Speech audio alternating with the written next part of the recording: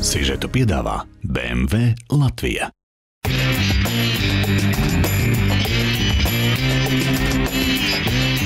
Runājot par pagājušo sezonu, noteikti mēs viņu nenorakstam pilnībā kā neizdevušos, jo kopvērtējumā izcīnīt 6. vietu pasaules čempionātā ļoti tuvu pjedestālam 4. un 5. vieta.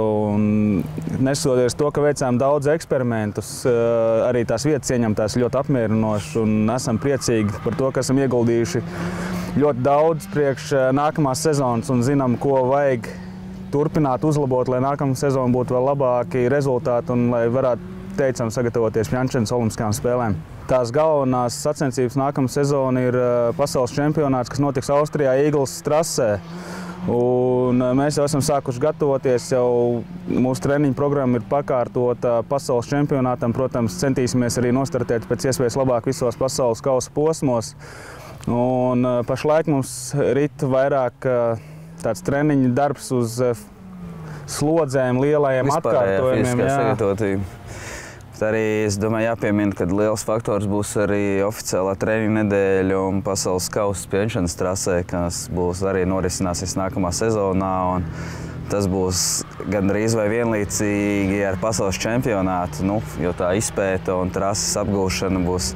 Jo tur būs katram jāierauga kāds knifs pirmajam, ko varbūt konkurents nebūs ieraudzījis. Un, tā trasa, jāsaka, būs jāatkož, lai pēc iespējas labāk sagatavotos, jo olimpiskās spēles jau vairs nav aiz kalniem, ir palikušas 2 pilnas sezonas. Un tāpēc tas darbs risinās ļoti nopietni olimpisko spēļu virzienā un viss tiek pakārtots olimpiskām spēlēm.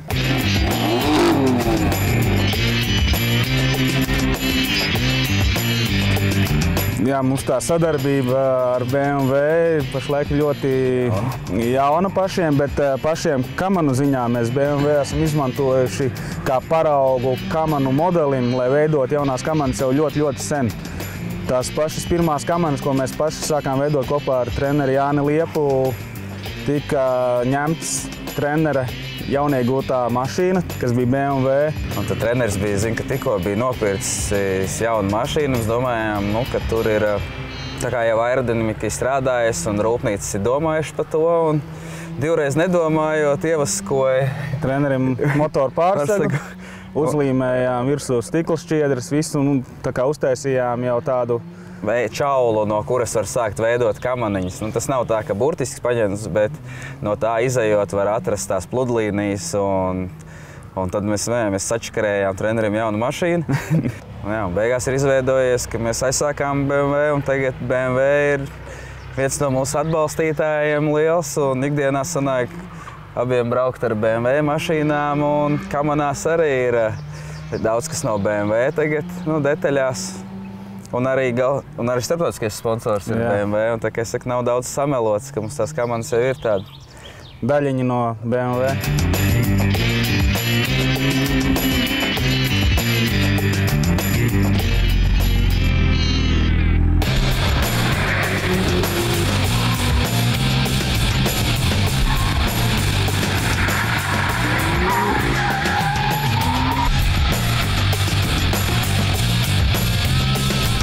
Runājot par braukšanu ar mašīnu pa trasi, tās līdzības ar kamaniņu sportu ir ļoti tuvas, jo, lai iegūtu pēc iespējas labāku un ātrāku trases laiku kamanās, ir jāriskē un jācenšas iet uz maksimumu un nedrīkst baidīties. Un arī braucot pa trasi, lai varētu pēc iespējas ātrāk iegūt pātrinājumu, viss ir jāiet uz mazu risku un varbūt tās pat nedrīkst baidīties kļūdīties.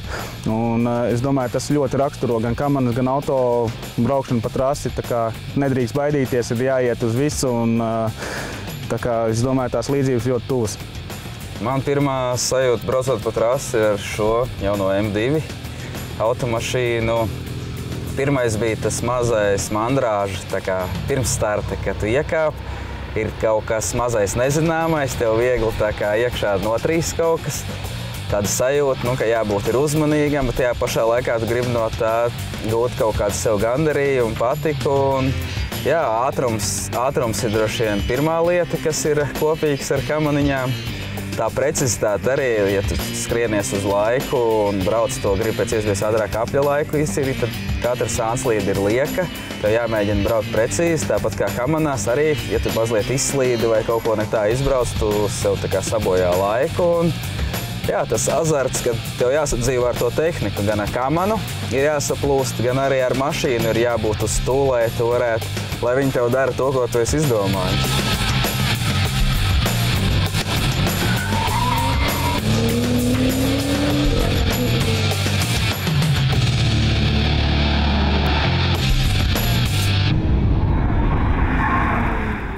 Sižetu piedāvā BMW Latvija.